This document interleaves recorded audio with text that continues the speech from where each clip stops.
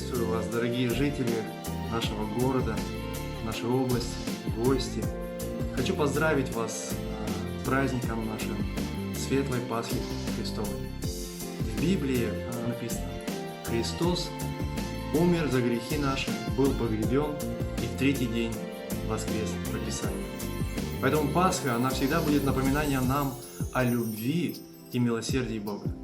Она будет утверждать нашу веру в преодолении всяких трудностей. Она порождает надежду на все лучшее, что ждет нас впереди, на светлое будущее.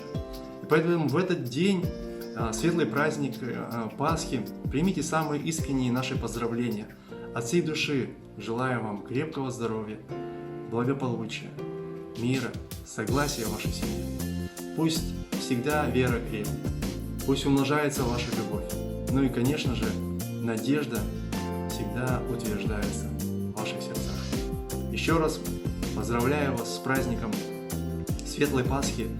Христос воскрес!